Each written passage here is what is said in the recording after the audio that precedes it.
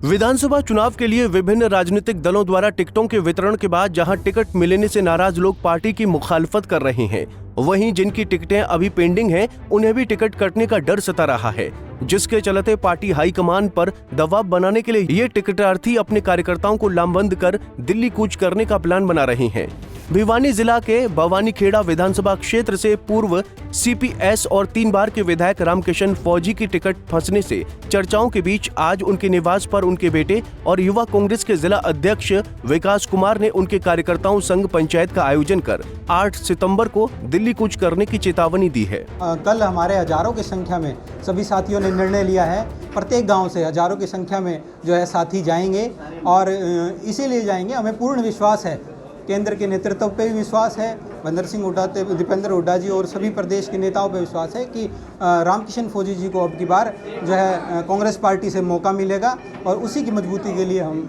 कल दिल्ली पहुंचेंगे। कई बार क्या होता है जी, पार्टी ने कुछ निर्णय लिए, जैसे 2 बार जो कैंडिडेट विजेता नहीं रह पाया है, तो कुछ क्राइटेरिया में सुनने में आता है कि भी उसमें कुछ कमियां रही है, तो क्या ये भीड़ और ये कल आप जो लोग जाएंगे, ये प्रेशर एग्जर्ट करने का पार्ट कह सकते हैं या एक टिकट मांगने की एक रणनीति कह सकते हैं, क्या कहेंगे जी?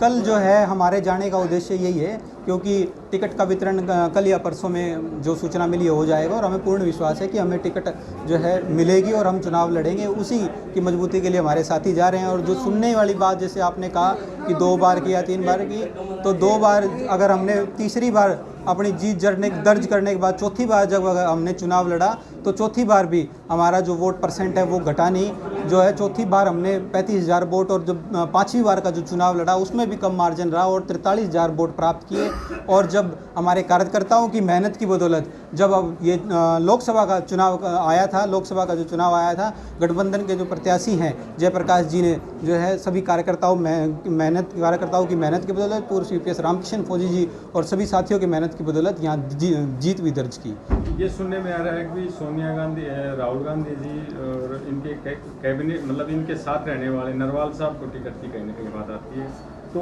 बाहरी कैंडिडेट के तौर पर उसे मानते हैं और वो क्यों यहाँ नहीं आना चाहिए? देखो, इस पे मैं कोई पुष्टि इसलिए नहीं कर सकता कि क्योंकि कोई प्रमाण हमारे पास इस बात का नहीं है। हाँ, चुनाव का समय है, चुनाव के समय में कई चीज़ें ऐसी उठती भी हैं और उठती रही हैं, पहले भी कई चीज़ें उठी हैं, उसके बाद जब सच्चाई सामने आती है तो इसको ये सिर्फ महज एक अफवाह है। और दूसरा जो है हमारा, तो जो हम कांग्रेस पार्टी के सच्चे सिपाही हैं, जो नेतृत्व जो फैसला करेगा हमें वो तो स्वीकार है। जरूरत क्यों पड़ी मीटिंग की, जैसे आप बता रहे हो कि कोई दिक्कत नहीं है? क्योंकि मैंने जैसा आपको कहा कि आने वाले, क्योंकि कुछ प्रत्याशियों की घोषणा हो चुकी है, 1 से 2 दिन में अभी हमारे जो बचे हुए प्रत्याशी हैं उनकी भी घोषणा हो जाएगी। हमारे सभी कार्यकर्ता साथी, जैसे आपने कहा कि कुछ ऐसी अफवाह उड़ रही है, तो कार्यकर्ताओं का जो मन है और कार्यकर्ताओं की जो भावना है वो आज यही है कि अगर ऐसी कोई अफवाह उड़ भी रही है तो उनका यही निर्णय है कि बाहरी प्रत्याशी कोई भी होगा वो हमें स्वीकार नहीं होगा। बता दें कि रामकिशन फौजी का पार्टी के प्रति समर्पण को देखते हुए उनकी टिकट पर संशय होना कार्यकर्ताओं के बीच रोष का विषय बना हुआ है। ऐसे में कल दिल्ली कूच करने का प्लान बना गया है। सभी कार्यकर्ता अपने भोजन, वस्त्र और रहने की व्यवस्था के साथ दिल्ली कूच करेंगे। इसके अलावा दिल्ली पार्टी हाईकमान से रामकिशन फौजी के लिए टिकट लेकर ही वापस लौटेंगे। भिवानी से अशोक भारद्वाज, पंजाब केसरी टीवी। हमसे जुड़े रहने के लिए हमारे YouTube चैनल को सब्सक्राइब करें और नई वीडियो की नोटिफिकेशन के लिए बेल आइकॉन को दबाएं। अगर आप ये वीडियो Facebook पर देख रहे हैं तो लाइक जरूर करें और ज्यादा से ज्यादा शेयर करें। धन्यवाद।